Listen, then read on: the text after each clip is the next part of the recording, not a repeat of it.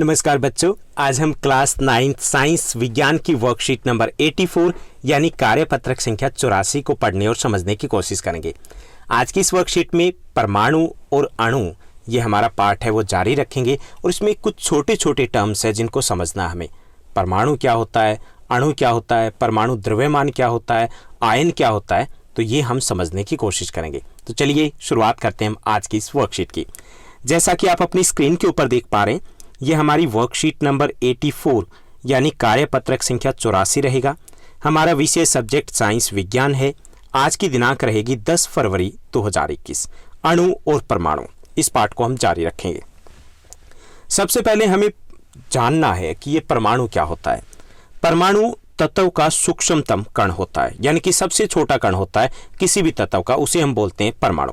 ये प्राय स्वतंत्र रूप से नहीं रह सकता और पदार्थ के सभी गुण धर्मों को प्रदर्शित करता है। यानी ये सबसे छोटा कण होता है किसी भी तत्व का, स्वतंत्र रूप से ये नहीं रह सकते और किसी भी पदार्थ के सभी गुण धर्मों को ये प्रदर्शित करते हैं, उसे हम कहते हैं परमाणु। प्रत्येक जो परमाणु होता है, जो प्रत्येक तत्व होता है, उसका एक नाम होता है। ओके, तत्व का सूक्ष्मतम जो कण है वो परमाणु होता है और प्रत्येक तत्व जो होता है उसका एक नाम होता है और उसका एक यूनिक रासायनिक प्रतीक भी होता है।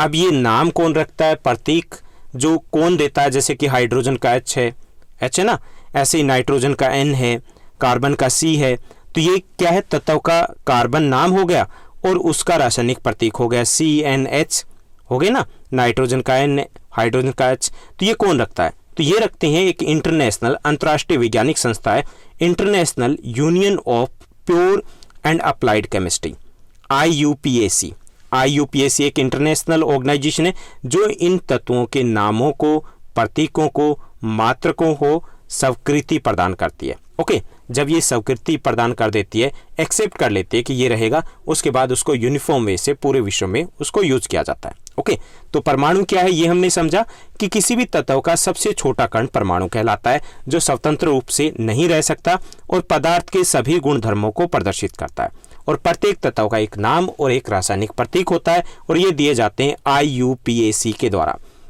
चलिए हम कुछ एग्जाम्पल देखते हैं तत्वों के नाम के और उनके प्रतीकों के। जैसे यहाँ पर दिए गए कुछ तत्व और उनके प्रतीक दिए गए। हाइड्रोजन दिया गया है, हाइड्रोजन का प्रतीक क्या है H, नाइट्रोजन का N, कार्बन का C, जिंक का Zn, मैग्नीशियम का Mg, पोटेशियम का K, सिल्वर का Ag, बोरान का B, क्लोरीन का Cl है, उसी प्रकार आयरन का Fe है और ये ऑक्सीजन का O है। ये यहाँ पे टाइपिंग मिस्टेक है, तो ऑक्सीजन का O रहेगा। आयोडीन का प्रतीक I होता है, कॉपर का Cu होता है, सल्फर का S, कैल्शियम का Ca और एल्यूमिनियम का प्रतीक Al होता है। तो इस तरीके से प्रत्येक तत्व का एक निश्चित नाम होता है और उसका यूनिक एक सिंबल भी होता है। अब परमाणु द्रव्यमान की बात करेंगे। हालांकि इसकी डिटेल में हम परमाणु द्रव्यमान को कैसे ज्ञात करते हैं ये हम अगली वर्कशीट में जानने की कोशिश करेंगे। परमाणु द्रव्यमान क्या होता है थोड़ा सा हम समझ दें कि किसी भी जो तत्व है उसमें परमाणुओं की संख्या है, उसको हम परमाणु द्रव्यमान कहते हैं। ओके, अब परमाणु द्रव्यमान है उसको ज्ञात करने के दो तरीके हैं। एक तो कार्बन 12 के परमाणु का सापेक्ष द्रव्यमान 12 निर्दिष्ट किया गया और इसी आधार पर तुलना करके अन्य जो तत्व है उनके द्रव्यमान है वो ज्ञात कर सकते हैं। दूसरा जो तरीका हमने पिछली वर्कशीट में, जो पीछे कुछ दिन पहले हमने वर्कशीट की थी, उसमें समझा था कि न्यूट्रॉन, प्रोटॉन और इलेक्ट्रॉन है, उनके माध्यम से भी परमाणु के द्रव्यमान को ज्ञात किया जा सकता है, जिसके बारे में हम डिटेल में अगली कुछ वर्कशीट में जानने वाले हैं। ओके, तो परमाणु द्रव्यमान ये हमने समझा कि कैसे ज्ञात कर सकते हैं। कार्बन 12 के परमाणु का सापेक्ष द्रव्यमान 12 निर्दिष्ट किया गया, इसी आधार पर हम अन्य तत्वों का द्रव्यमान है वो ज्ञात कर सकते हैं। उसके बाद बात आती है कि अणु, ये अणु क्या है, यानी कि हमने परमाणु को समझा और अणु को हमें समझना है। अणु भी किसी तत्व का, जो अणु है किसी तत्व या यौगिक का सूक्ष्मतम कण होता है। किसी तत्व या यौगिक का सबसे छोटा जो कण होता है वो अणु होता है। लेकिन परमाणु के विपरीत ये सामान्य दशाओं में स्वतंत्र रूप से रह सकता है, जबकि परमाणु नहीं रह सकता है और यह पदार्थ के सभी गुणधर्मों को प्रदर्शित करता है। अब परमाणुकता क्या होती है ये भी हमें जानना है। परमाणुकता किसी भी अणु की संरचना में प्रयुक्त होने वाले परमाणुओं की संख्या को परमाणुकता कहते हैं। यानी कि उसमें परमाणुकता का मतलब कि उस तत्व में, किसी भी अणु में परमाणुओं की संख्या कितनी है। जैसे ऑर्गन है, ये एक परमाणुक है, हीलियम है, एक परमाणुक है, ऑक्सीजन है द्विपरमाणुक है, O2 होता है ना, तो यहाँ पे 2 परमाणु है तो ये द्विपरमाणुक कहलाएगा। हाइड्रोजन H2 द्विपरमाणुक है, नाइट्रोजन N2 द्विपरमाणुक है, सल्फर S8 होता है तो ये क्या है, बहुपरमाणुक हो गया। ओके, एक है तो एक परमाणु कहेंगे, अगर उसमें परमाणु की संख्या 2 है तो द्विपरमाणुक होगा, और 2 से ज्यादा तो उसको हम कहेंगे बहुपरमाणुक। चलिए अब हम थोड़ा सा यौगिकों के अणु क्या होते हैं ये भी जान लेते हैं कि भिन्न भिन्न तत्वों के परमाणु, भिन्न भिन्न तत्वों के परमाणु एक निश्चित अनुपात में अगर आपस में जुड़ जाए तो उसे बोलेंगे यौगिकों के अणु, यानी कि अलग अलग तत्वों के परमाणु वो जुड़ गए तो ये बन गए यौगिकों के अणु।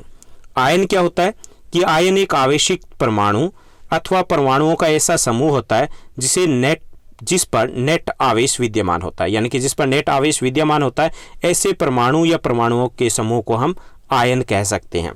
बहुपरमाणु आयन क्या होता है कि परमाणुओं के समूह जिन पर नेट आवेश विद्यमान है तो उस समूह को हम कहेंगे बहुपरमाणुक आयन। ओके, बहुपरमाणुक हो गए ना, क्योंकि एक से ज्यादा परमाणुओं का समूह हो गया। रासायनिक सूत्र क्या होता है कि किसी भी यौगिक का रासायनिक सूत्र उसके संगठन का प्रतीकात्मक निरूपण होता है, जैसे H2O, तो ये क्या है, प्रतीकात्मक निरूपण हो गया, तो उसे बोलते हैं रासायनिक सूत्र।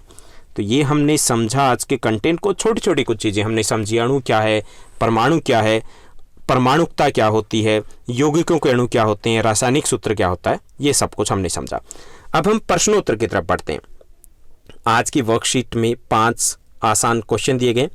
पहला जो प्रश्न दिया गया, ऑक्सीजन का आणविक द्रव्यमान 32 है। ऐसा कहने का क्या अर्थ है, मतलब ये 32 क्या है? ऑक्सीजन का सूत्र है O2, O2 ही होता है, इसमें 2 परमाणु होते हैं। ओके, एक परमाणु का ऑक्सीजन में द्रव्यमान होता है 16, इसलिए 2 परमाणुओं का द्रव्यमान होगा 16 गुणा 2 यानी कि 32। तो ये इसलिए हम कहते हैं कि ऑक्सीजन का आणविक द्रव्यमान 32 है। उसके बाद दूसरा प्रश्न दिया गया कि निम्नलिखित प्रतीकों द्वारा दर्शाए गए तत्वों के नाम लिखना है। तो यहाँ पर कुछ प्रतीक दिए गए हैं। तो Hd जो Hg है, Hg प्रतीक है मरकरी या पारे का। Pb लेड या सीसी का प्रतीक है। Au गोल्ड यानी सोने का प्रतीक है। Ag सिल्वर यानी चांदी का प्रतीक है। और Sn प्रतीक होता है टिन का। अब हम थर्ड क्वेश्चन को देखते हैं। हमारा तीसरा प्रश्न दिया गया, निम्नलिखित की परमाणुकता क्या है? परमाणुकता हमें बतानी है, तो ये कुछ हमें पदार्थ दिए गए। तो ऑक्सीजन की परमाणुकता जो है वो द्विपरमाणुक है ये। ओके, क्योंकि इसमें ऑक्सीजन में O2 यानी कि 2 परमाणु होते हैं। ओजोन बहुपरमाणुक है क्योंकि इसमें 3 परमाणु होते हैं। नियोन एक परमाणुक है क्योंकि इसमें 1 परमाणु होता है। सल्फर बहुपरमाणुक है क्योंकि इसमें 8 परमाणु होते हैं, 2 से ज्यादा हो गए ना। फास्फोरस भी बहुपरमाणुक होता है क्योंकि इसमें 4 परमाणु होते हैं। सोडियम एक परमाणुक है क्योंकि इसमें 1 परमाणु होता है। तो ये हमें बतानी थी कि अलग अलग तत्वों की परमाणुकता। उसके बाद चौथा जो प्रश्न दिया गया, निम्नलिखित यौगिकों के सूत्र में मौजूद तत्वों का नाम बताना है। तो पानी दिया गया, तो पानी का सूत्र होता है H2O, तो इसमें हाइड्रोजन और ऑक्सीजन तत्व होते हैं। अमोनिया का सूत्र होता है NH3, इसमें नाइट्रोजन और हाइड्रोजन होते हैं। मीथेन का CH4 होता है जिसमें कार्बन और हाइड्रोजन होते हैं। सल्फर डाइऑक्साइड SO2 होता है जिसमें सल्फर और ऑक्सीजन होते हैं। एथेनॉल का C2H5OH जो ये रासायनिक सूत्र होता है, तो इसमें कार्बन, हाइड्रोजन और ऑक्सीजन तत्व होते हैं। उसके बाद 5वां प्रश्न दिया गया। 5वां प्रश्न है, ग्लूकोज का आणविक सूत्र C6H12O6 होता है। C6H12O6 होता है। इसके आणविक द्रव्यमान की हमें गणना करनी है। ओके, तो हमें हिंट भी दिया गया कि परमाणु द्रव्यमान है C, जो कार्बन का है वो 12 यूनिट होता है, हाइड्रोजन का 1 यूनिट होता है और ऑक्सीजन का 16 यूनिट होता है। तो C6 यानी कि 6 इसमें परमाणु है, उसकी यूनिट हमें 12 दी गई, तो 12 से मल्टीप्लाई करेंगे, दिया गया ना, मल्टीप्लाई करेंगे तो हमें 72 प्राप्त होगा। ऐसे ही H12 है तो 12 और उसका यहाँ पर दिया गया यूनिट 1 होती है द्रव्यमान उसका, तो 1 से हम मल्टीप्लाई यानी गुणा करेंगे, 12 प्राप्त हुआ। O6 6 को हम 16 यहाँ पे यूनिट दिए गए उससे मल्टीप्लाई करेंगे, इनको अगर हम टोटल कर देंगे तो हमें 180 यूनिट प्राप्त होगी। ये हो गया ग्लूकोज का आणविक द्रव्यमान। ओके, तो ये थी हमारी आज की आसान वर्कशीट। उम्मीद करता हूँ आपको अच्छे समझ में आया होगा। अगर ये वीडियो आपको अच्छी लगी, समझ में आई, तो इस वीडियो को लाइक और शेयर करना मत भूलिएगा। Thank you, bye bye, have a nice day.